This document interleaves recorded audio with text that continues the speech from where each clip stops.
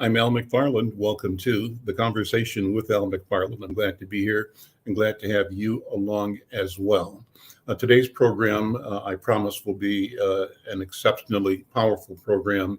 It'll deliver what I call a robust conversation. I say that because I'm going to be speaking with a person I just met, but I feel connected to already, and that is Rabbi Jessica Rosenberg.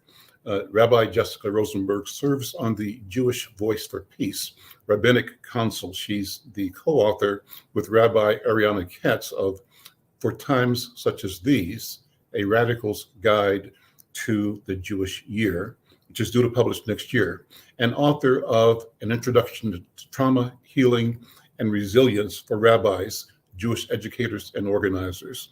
Well, today we want to talk, obviously, about Israel-Palestine, the conflict, the historical and political context for this political movement. And I want to talk about what I have observed is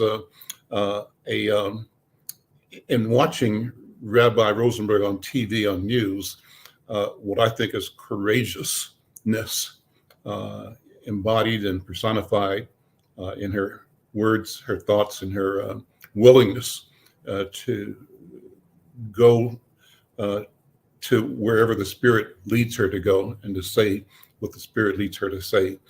Rabbi Jessica Rosenberg, welcome to the conversation with Al McFarlane. Thank you so much for having me. So let's protocol. Should I call you Rabbi Jessica or Rabbi Rosenberg or Rabbi Jessica Rosenberg? What's the best way to do it? Jessica. You can call me Al. Oh, good. Okay. Yeah. Rabbi Jessica is great. Yeah. Great. Okay, perfect. Start by introducing yourself, your background, and your movement to where you have become and operate as a rabbi. Thank you so much. So I was raised in a Reconstructionist congregation, which is a movement of Judaism that's about 100 years old, and that was created really to create Judaism and Jewish community where people feel empowered to really embody our 3,000-year-old tradition as is aligned with our values today. So to take the millennia of tradition and then be like, what do we believe in today? Okay, let's live Jewish lives and embody Jewish practice that reflects that. And really beautiful and nourishing Jewish home and community that I was a part of, where people took care of each other, and like synagogue board meetings in the living room. My parents taught me that like you have to work for the spiritual community you want. You have to organize it and show up with food and sit through meetings and work it out with your people. And when I learned about Israel-Palestine and what was happening in Palestine in my early 20s, it was a different history than what I'd learned about Israel growing up, which is a very common experience for many Jews, and especially my generation of Jews, that we were taught one history of Israel where, coming out of experience of oppression, that like Israel was a place of safety and redemption for the Jewish people. And then in my early 20s, when I started actually learning about Palestinian history, and that there were people there before the state of Israel was founded and who were still to this day experiencing violence and displacement and inequality, that really rocked my world. And what I decided to do was go deeper into Judaism.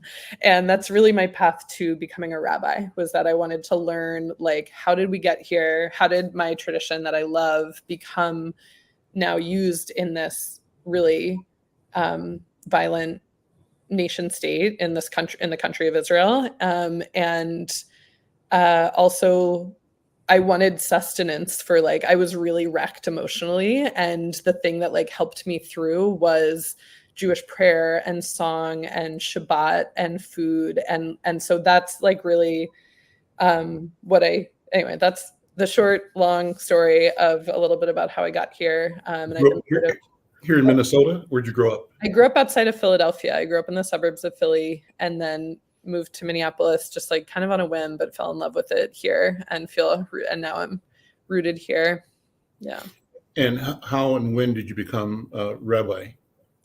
So I went to rabbinical school from 6 years, 2013 to 18.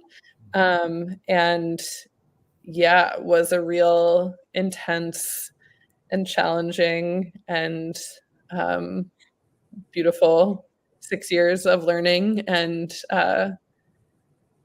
yeah, graduated and was ordained in 2018. And the standard career path for graduates of the academy is what, or is there a standard? There might be many paths. What are some of the common things the graduates of the study, the training do? Yeah, so most rabbis are, or like over 50% of my colleagues are congregational rabbis. The other half is split up between like college campuses, hospital chaplains, prison chaplains. And then like myself, most of my work has been in community organizing. So I worked for a few years for, like to give a sense, like organizing Jewish life for LGBTQ Jewish teenagers and like programs. And then I worked for a social justice organization, Bend the Arc, doing actually like turning out, like organizing Jewish community around like racial and economic justice, immigration and election stuff during 2020. So yeah, most of my work has been in organizing, political organizing and social justice movements in the Jewish community.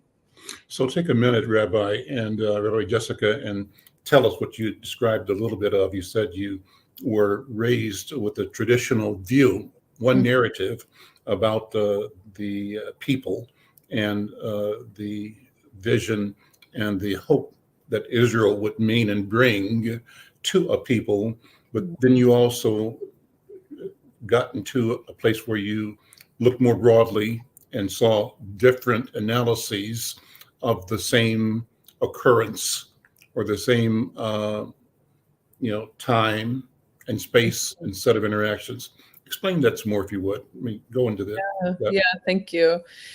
Yeah, so what Jews and many people refer to as like Israeli independence in 1948, Palestinians, and now many people who support Palestinian struggle refer to as the Nakba, which is Arabic for catastrophe. And it refers to in that time period in 1947, 48, 49, hundreds of thousands of Palestinians were displaced from their homes, and many of them fled, as often refugees in war do, like thinking they would get to come home. And when Israel was established as a country, it gave Jews right to citizenship that Palestinians who'd been displaced didn't have. So there were some Palestinians who kept living in Israel and do have some citizenship in Israel. And there's Palestinian refugees all over the world, people, who fled and ended up in diaspora around the world. And then there's also Palestinians who live in the West Bank and Gaza, which, and getting into some historical weeds, which like there was another war in 1967 in which Israel gained control of the West Bank and Gaza and East Jerusalem. So now we have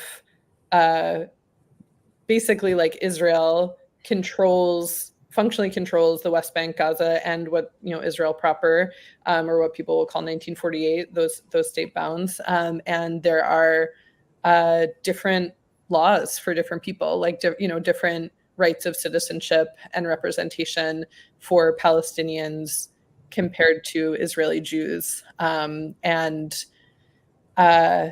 That is like the fundamental. When people talk about Israel as an apartheid state, that's what they're referring to. And what's happening in Gaza right now that has a lot of attention. And also what happened on October 7th, the Hamas attack on October 7th, all of that is happening in the context of 75 years since 1948 of Israel creating a country that Jews have rights that non-Jews don't. And that's kind of like the fundamental, for me, like at the end of the day, that is like a fundamental injustice that I have to work against. Is the working against that some kind of reversion to the state that existed before 1947, 1948? Was that a state in which Palestinians, or let me be more specific, I think, is it proper to say Arab Palestinians or Muslim Palestinians? What's the proper way to address the indigenous or native Palestinian population in that region? Yeah, that's a great question. I mean, so before 1948, the land was controlled by the Ottoman Empire, or for many, the kind of like biggest. And then as the Ottoman, we're going to get into like some limits of my ability to talk coherently about the history, but the Ottoman Empire, we had like Great Britain like taking over the land as the Ottoman Empire is crumbling. But what's, I think part of the core to your question is like before Israel, there were in that land, I mean, there's millennia of history of Jews, Christian, Muslims, Bedouin people, like all sorts of different people living in that land. And there's a long history of different empires fighting over, like we got the Crusades, if you want to go way back, like, like there's a lot of, history, not of, as there is with many parts of the globe, like there, and what's true is that before 1948, there were Jews, Muslims, Christians living side by side. That is the question. Did it ever exist? Could it have existed? And it did for 1,000 or 2,000 years. Yeah. Like that was, yes.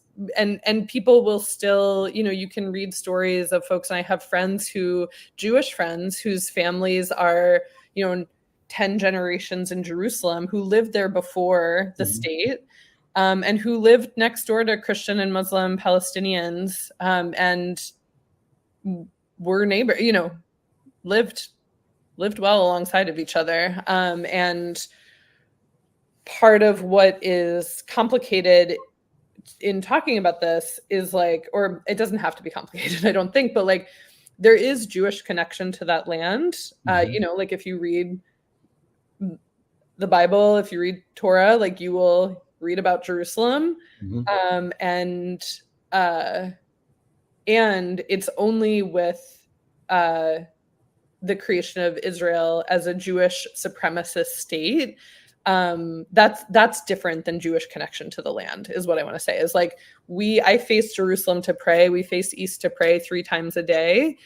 That does not require an allegiance to a military and a nation state that puts Jewish rights above non-Jewish rights. You can face Jerusalem to pray and be praying for equality for all people in the land.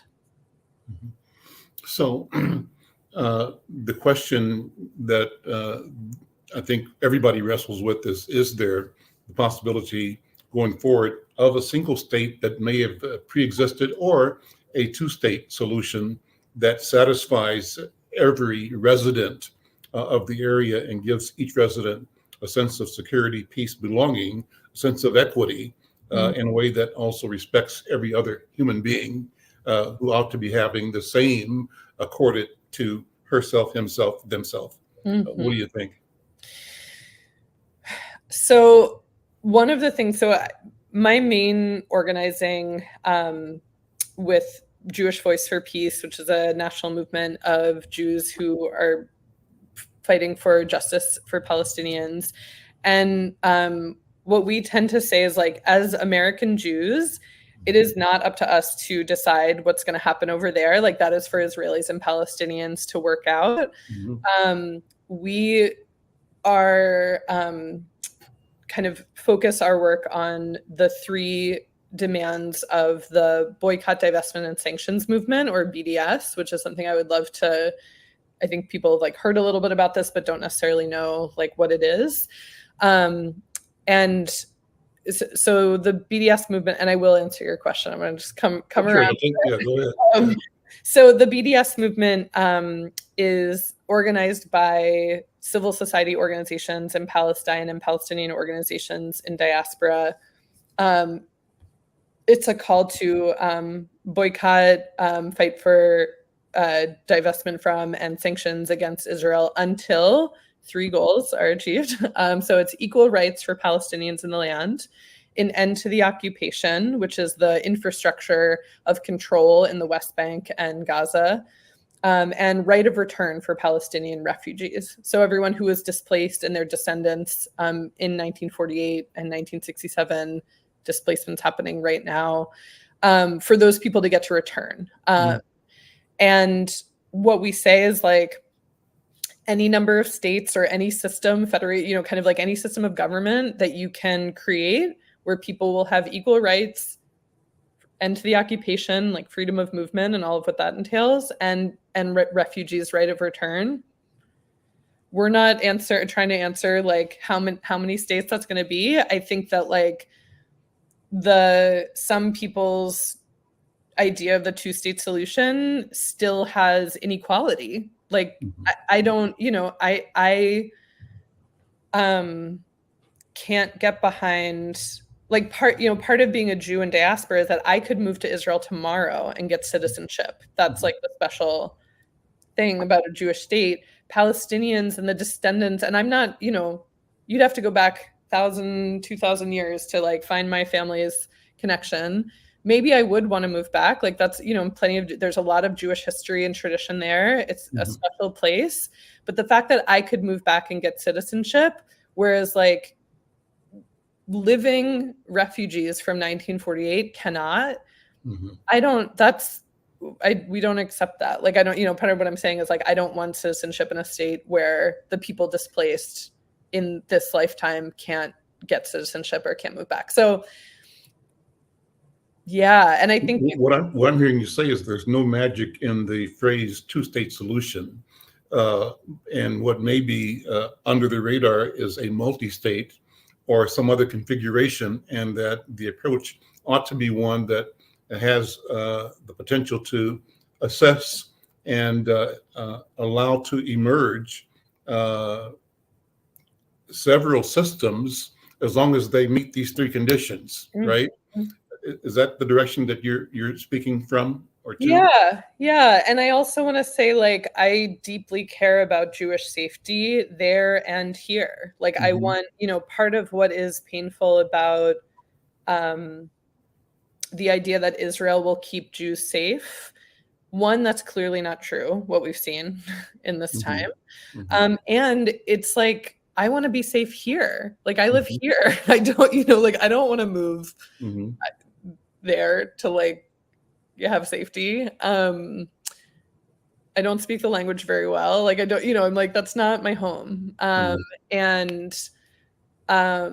So yeah, so I feel the like equal rights and to the occupation right of return, and everyone being able to my personal hope and dream, like everyone be able to worship in their sacred sites and be safe around the world. Like that's the movement that we're fighting for. That's being part of movements for justice everywhere. So Rabbi Jessica, what do you do though if some of the elements of society don't see things that way and think that and describe it as a do or die, all or none?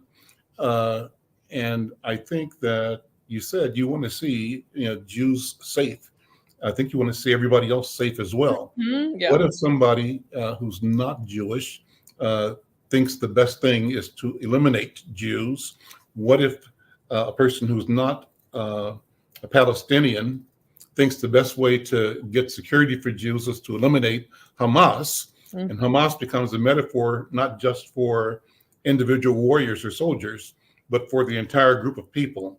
It ends up being code language, right? Because what's at risk is the potential to say for all of us, for both sides, it's all or nothing. That's genocide.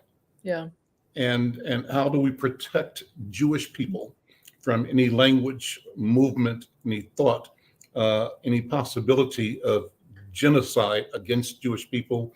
How do we protect Palestinians? And ultimately, every human being from this notion that somebody else can decide that you have no right to exist. Yeah. How do we get there? I'm going to ask you that question. How do we get there? I mean, yeah, I'm just going to take a second because that's such a big question. And that's, that's what we're kind of spending our lives fighting for and trying to figure out. That's the question of like liberation and, how do we all get free? I think that, when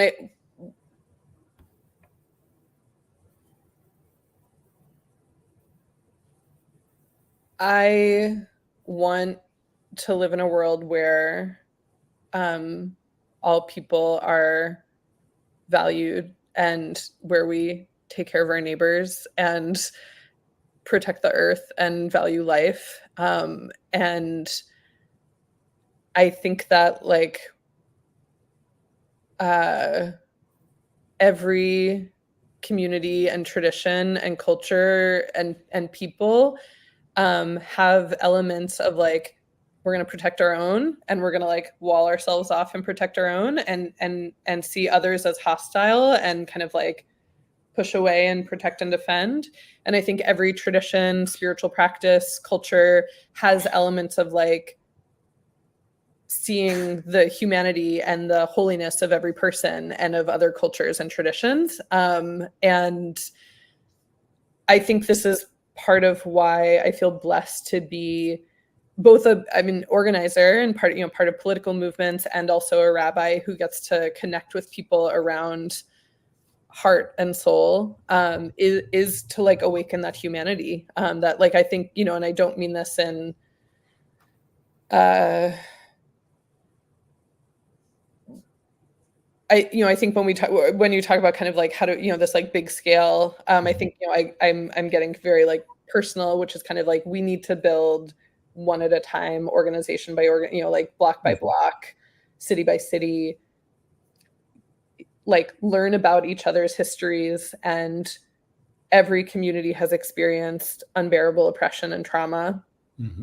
And learn about each other, be curious about each other's healing and safety. And like, what do you need, Al? What do I need, Jessica? Like, what does fighting for you mean? Like what, kind of, learning the specifics of that, like I think that every community's oppression, when we think about like what it will mean to have indigenous land back on this land, what it means to have reparations for slavery, and when I think about the history of antisemitism and the ways that that's looked like, there's actually we need to like learn about each other. Yeah, I mean, I think, and I'll say one last thing, this is such a big question that I'll be sitting with for a while, but like part of what is scary about what was happening in Israel before October 7th is this like very right-wing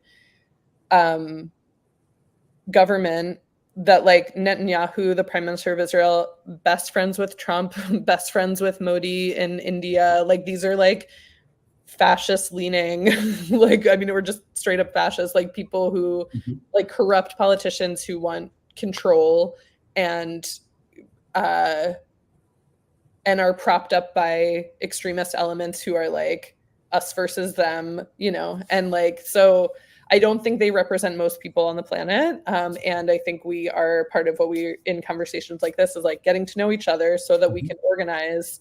There are more of I believe there are more people who want freedom and safety for all than people who want to control and fight. And so that's like the work of every day, the work of the lifetime. Yeah. What do you think we should do? Well, what I hear you saying and what I believe is that it's about changing the narrative, elevating new narratives and elevating narratives that reflect and reveal possibilities that we simply haven't grasped, but they are there. And there has to be a certain intentionality, a certain desire, and a certain belief in our humanity, our humanness, right? That allows us to connect with every other human being, and a certain training and development of our facility or faculties to understand what life and living are about in a way that allows us to also be empathetic with other living beings and things, plants, animals, and ultimately gives us an awareness that lets us understand how we are codependent and we are sharing with the inanimate, with the mineral world, space that those systems have equity or represent equity, not for our extraction and exploitation, but for engagement in ways that promote responsible stewardship of existence itself and responsible, sort of enlightened action where individual steps and words reflect a philosophy of knowledge and peace and of kindness, sharing, and of capability, right? To say that we are capable. I am capable of loving you and being loved by you. And the love that we can experience and express is a love that heals both of us and heals all of those around us, because we walk that way, right?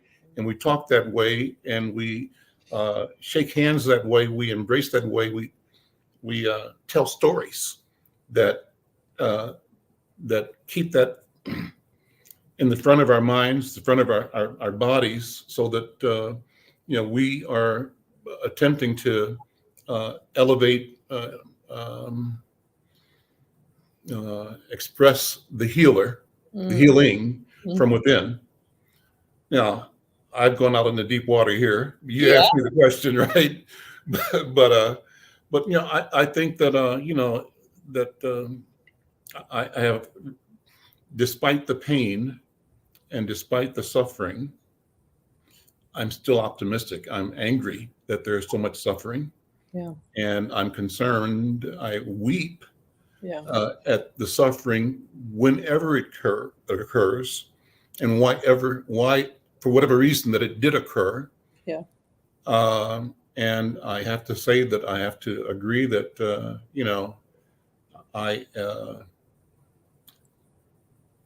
1948 and the 2,000 years that preceded it notwithstanding, I cannot rejoice in October 7th, October 6th, or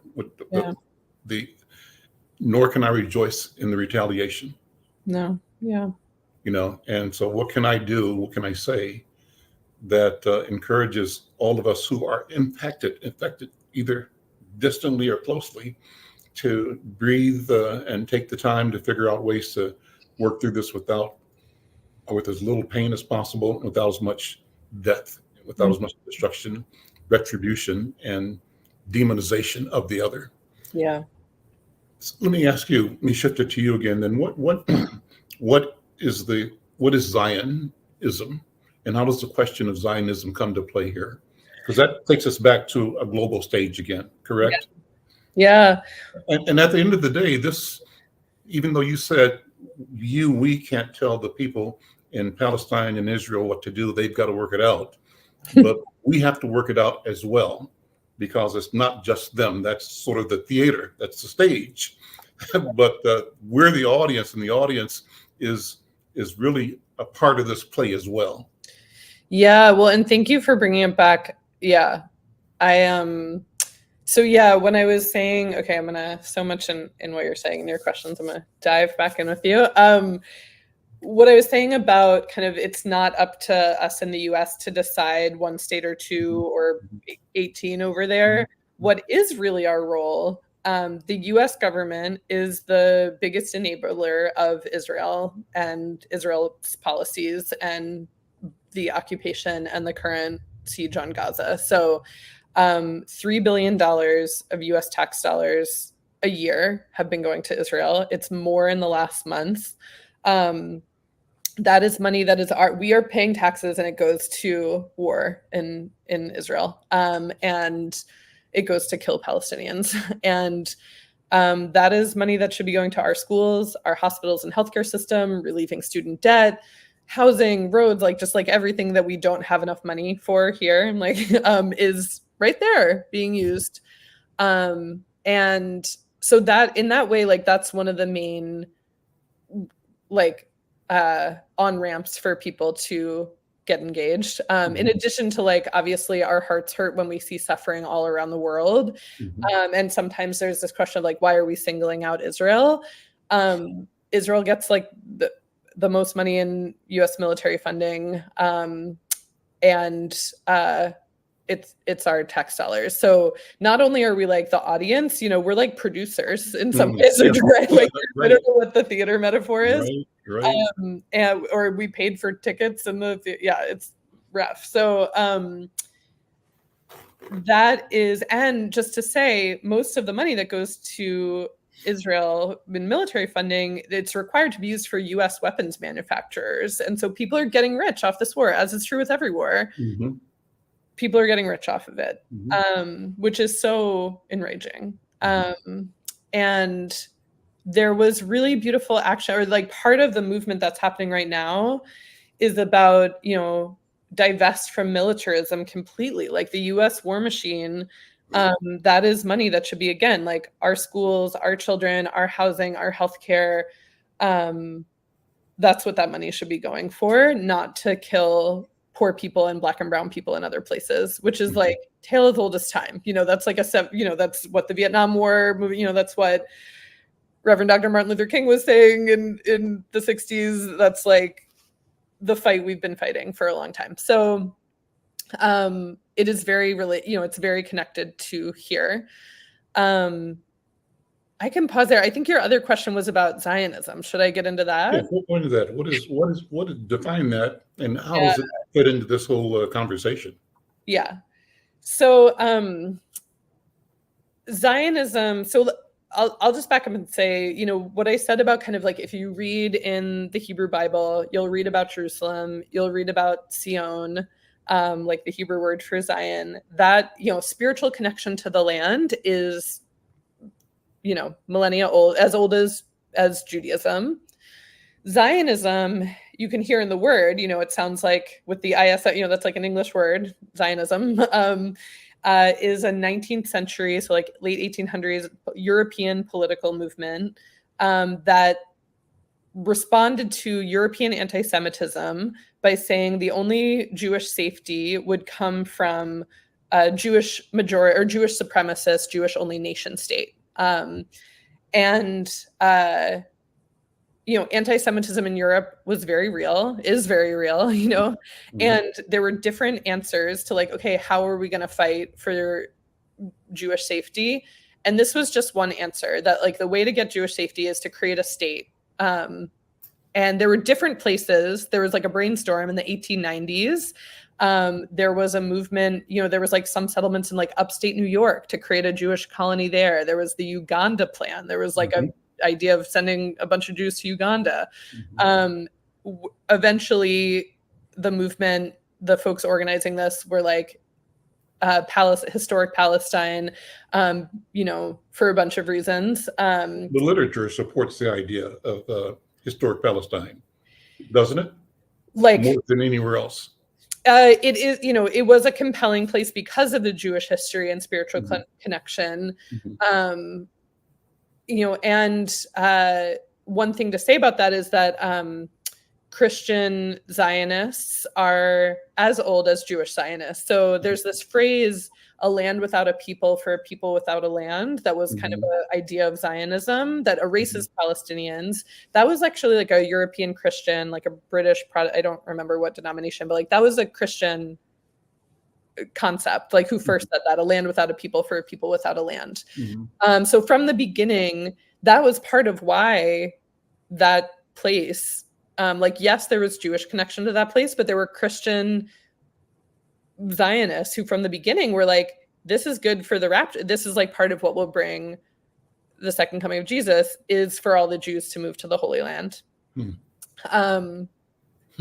Spoiler alert, it doesn't go well for Jews at the end of that. They're not friends of the Jew. Like, we don't, like, it's a complicated theology that is like actually pretty anti-Semitic to say like Jews are all going to move there and then the rapture will happen and then Jews don't fare well at the end of that story. Okay.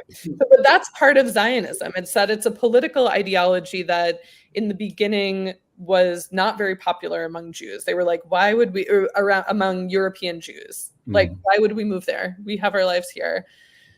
Jumping ahead, again, this is like 1890s, 1900s, after 1948, when the world still didn't, like, even as the world was learning about the Holocaust and the concentration camps in Europe, did not open their doors to Jewish refugees. And that's when Israel became a compelling, which makes so much sense, like that was, like incredible, overwhelming trauma and violence and lack of safety to the utmost degree that like, okay, you can move to this place. We're going to fight for a Jewish country that's going to protect you. And that's, on a very short encapsulated Zionism. It's the political movement. Judaism and Jewishness as a culture, religion, tradition, people, existed for 2,000 to 3,000 years, depending on when you're starting the clock, before the political movement of Zionism, and is still separate. Like, we have always had anti-Zionist Jews who are practicing the religion, culture, and tradition, and don't support the political movement to make a Jewish supremacist nation state in Israel. So the legacy families who stayed in Palestine before the creation of Israel, what happened with them? What happens with them? Do they incorporate themselves into the growing and new power system, the nation of Israel? Or is that where you see the wide variety of voices? There's a predominant narrative that comes out of the official government as presented by Prime Minister Netanyahu. And that is the focal point of generally American policy and support and finance. But that is kind of so big that we don't see the complexity of both voices and interest on the ground in Israel, but also in the diaspora. And you represent the emergence of complicated thought from my point of view. But I think it's not unique. I think there probably are many, many, many people. And what you just said is that you think that there are more of you than there are of them. The question is what the narrative is.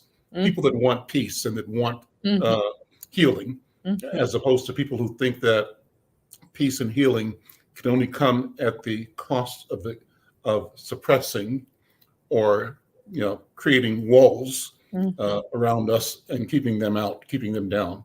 Am I stating it the way that makes kind of sense? Yeah, I mean, I think when I think about the Jewish community specifically, like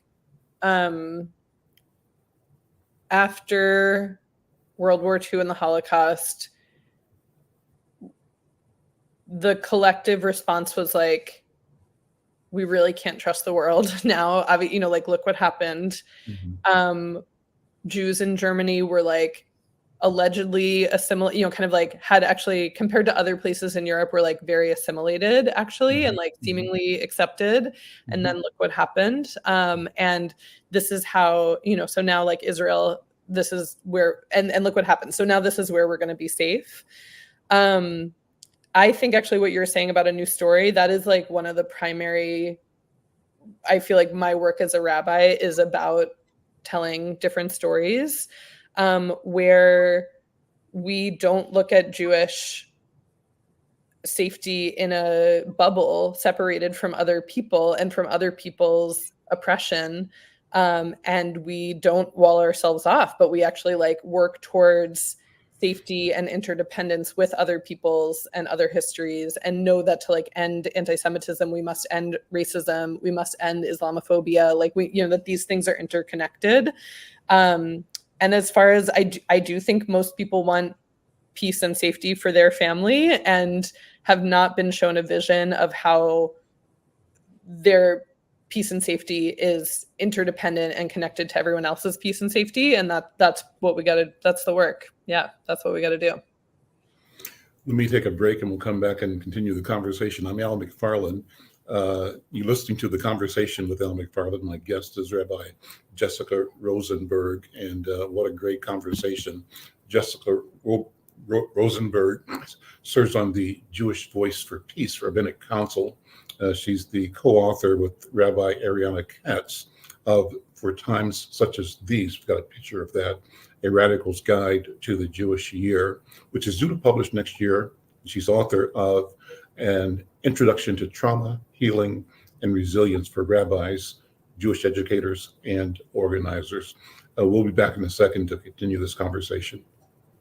Are you or someone you know recovering financially from the COVID-19 pandemic, the lockdown, or any other reason? If so, help is available. Findhelp.org is a site to find a wide range of resources, including food, medical care, and more. The best part is based on your zip code. Visit findhelp.org, enter your zip code and the service you need. You'll get a map directing you to the organizations that can help you.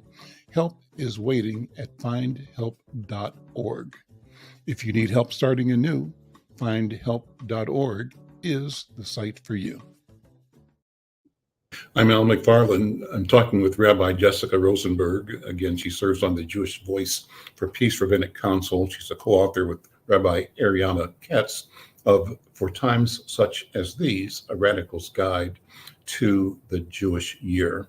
It's due to be published next year. She's also author of An Introduction to Trauma, Healing, and Resilience for Rabbis, Jewish Educators, and Organizers. Rabbi Jessica, so pleased to spend this time with you, and thank you so much for being here, but also for what you do and what you say and how you move in the world. I said before that I've watched you on TV, and I'm just totally impressed with you. And I'm impressed with what I think is just a huge amount of courage. And I don't know that you're feeling courageous, but I'm saying you're looking courageous, you know. And the feeling, I saw one clip, I was watching somebody's channel, and you were going into a building, maybe in South Minneapolis, going up some stairs, and some people trying to get in the door, like activists, it seemed like to me. And whoever you were going to see or speak to was trying to, manage order. You might remember that. But I said, you just kept moving. You kept focused on what you were doing. And I was impressed. That was one, and there were several like that I've seen. Before we go further, we ask you to give an inspirational quote. Maybe you'd share that quote. And then I would love for you to spend the last few minutes talking about what is anti-Semitism and how does fighting anti-Semitism connect and fit into the movement for racial justice. That's my question. But Rabbi, you go anywhere you want to speak on whatever's on your mind and your heart. Thank you. Yeah, I mean, when you say I'm courageous, or I appear courageous, and who knows what's happening for me, it's like the war, the siege on Gaza, the bombing of Gaza these last months has just like,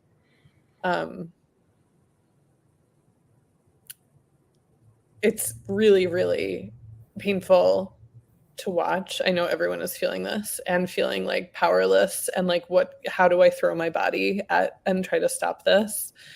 And what, Palestinians are facing, I'm just like, what the conditions that Palestinians are living in Gaza, the retaliation and violence that's still happening to Palestinians in the West Bank, both from the Israeli military and from settlers, Jewish settlers in the West Bank, and what Palestinians are facing here, like the backlash for speaking out and for telling their stories. And some of the actions that I've done, I feel all sorts of in my body before going into, public action situation, like,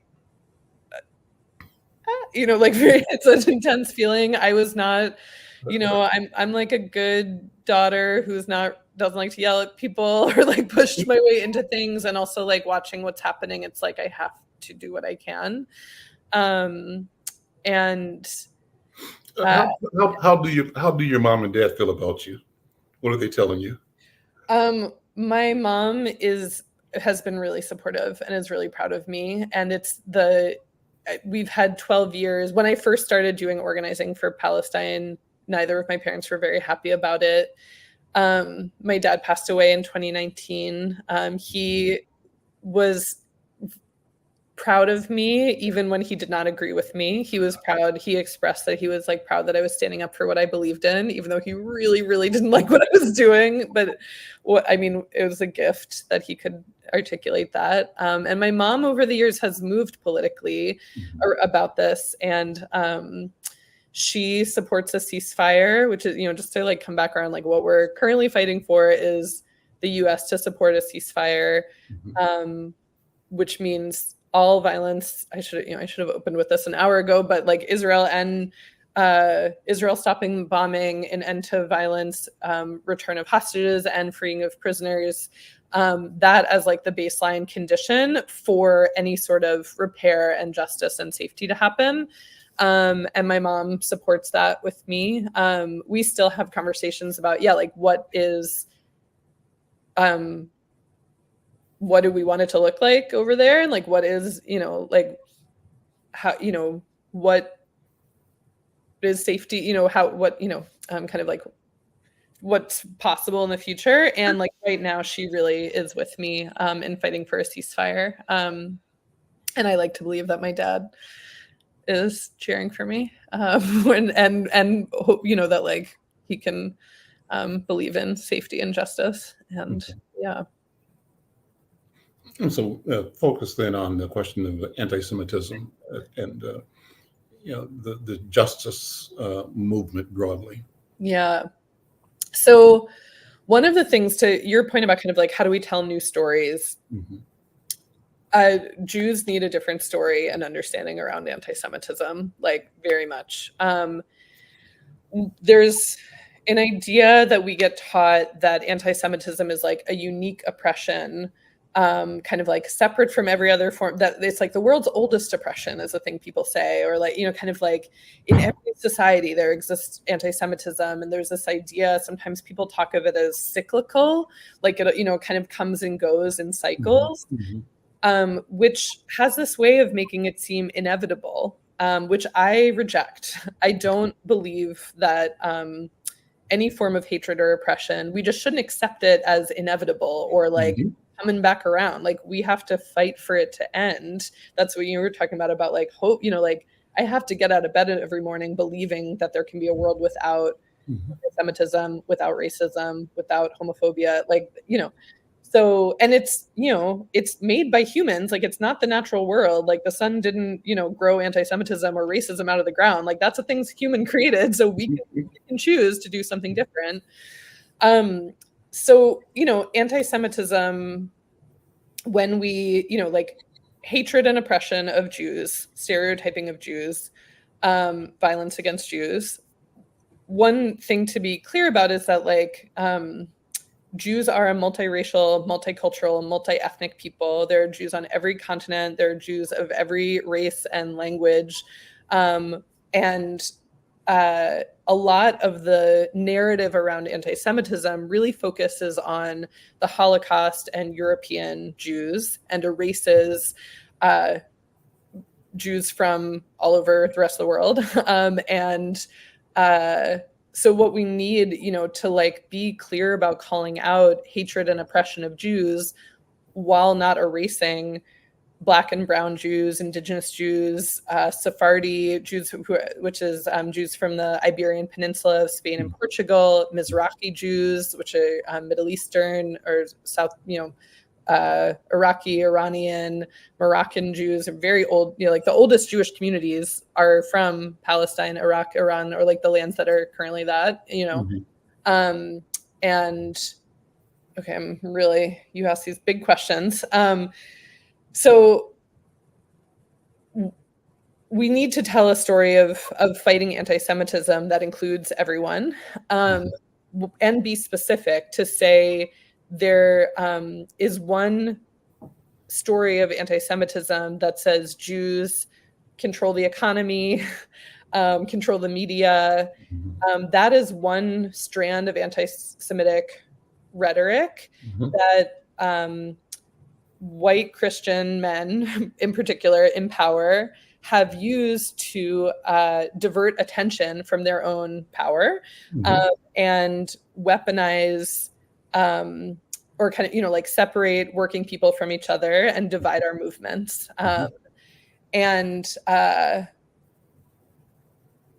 There is, okay. Let's sit in that for a minute. Yeah. So the question of power and the use of power, the control of power, the techniques and tools, like projecting on someone else to divert attention away from your own activity, which is hegemony, or which is the usurpation, right, and the control of resources and people and places. And so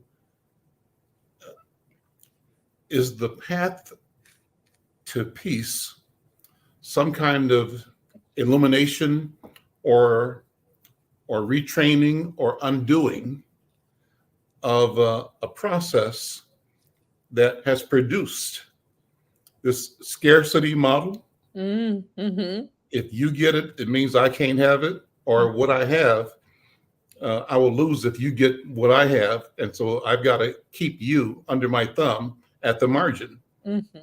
Black people at the margin, Palestinians at the margin, indigenous people at the margin, I mean, there's anywhere you can draw the lines and show where this process of thinking takes place.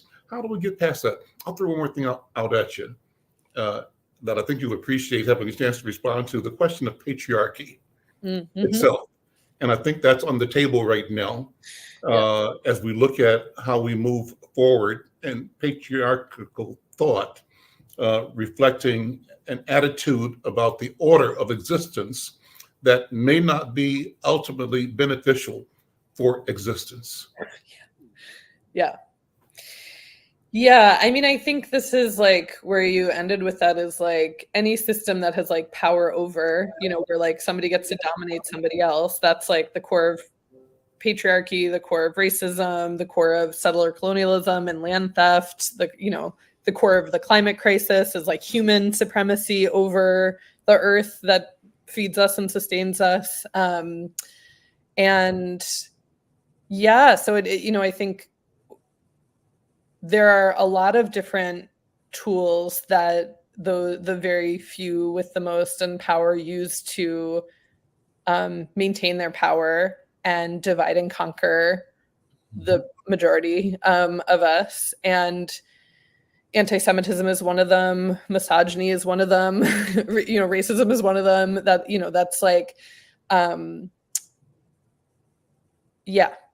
just that's part of the work that we're doing, is like how to, and it all gets inside us, like we do, and then we like are told these stories about each other having more, being dangerous, being different, and that like, so there's work to do in changing the systems, the deeply unequal systems, and especially in the US, where everything is shaped by land theft and labor theft and stolen everything, and then there's the work to do inside of ourselves that is like, what are the stories that I've been told about other people, and how do I unlearn those in myself, which I think only comes from sitting and connecting, from connecting. Would you read the piece that you put in the notes, your inspirational quote, and talk about that? Yeah, the Aurora Levins Morales. Mm-hmm. Yeah, okay. I put a long one. Go ahead. Yeah, read it. Good time. Okay. In her book, Medicine Stories, History, Culture, and the Politics of Integrity, there's an essay, The Historian as Curandera, Historian as Healer. And she writes, Aurora Levins Morales writes, the role of a socially committed historian is to use history, not so much to document the past as to restore to the dehistoricized a sense of identity and possibility. Such medicinal histories seek to reestablish the connection between people and their histories, to reveal the mechanisms of power, the steps by which their current conditions of oppression was achieved through a series of decisions made by real people to dispossess them, but also to reveal the multiplicity, creativity, and persistence of resistance among the oppressed. History is the story we tell ourselves about how the past explains the present and how the ways in which we tell it are shaped by contemporary needs. That's powerful. Talk about what is it? How does that guide you? Yeah, so Aurora's book, and so she is a Puerto Rican Jewish teacher and writer, and folks in Minneapolis might know her brother, Ricardo Levins Morales, artist and organizer here, and really power sibling crew. So her book, this essay really actually was like part of how I ended up going to rabbinical school, was this idea of medicine stories, was the idea of like, what's the story we've been told about ourselves? What's the history that's been hidden? And there's a role for learning history and then telling it in ways that is medicine for people that can like literally heal and transform our ideas about ourselves individually and collective and the world. So yeah, what I love about this is like, so much of the story of racism and white supremacy and patriarchy blame oppressed people for their oppression. Like if you're poor, it's your fault. And like erase the actions that stole everything, like of the land. And similarly, try to keep us down by like hiding all the ways in which our ancestors fought back and won things and like keep us ignorant of that. And so, yeah, she writes about like there's a way for historians to be healers by being like, wait, how did we actually get here? Like, who stole the, like, how, like, what was taken? And also like, how have people resisted so that we can like learn from that resistance and creativity and keep it going. So yeah, that's a big inspiration. Recommend the whole essay and the whole book. Yeah. Let me have you close on reconnecting to the idea of why there should be a ceasefire and why it's so important. Yeah. So I think what we're now, the last time I looked, over 20,000 people have been killed in Gaza in 2 months' time. None of those deaths bring back the 1,200 Israelis killed on October 7th. It's just more death, and it doesn't make anyone safer. We need a ceasefire so that there can be some chance to negotiate a different way forward in Israel and Palestine. And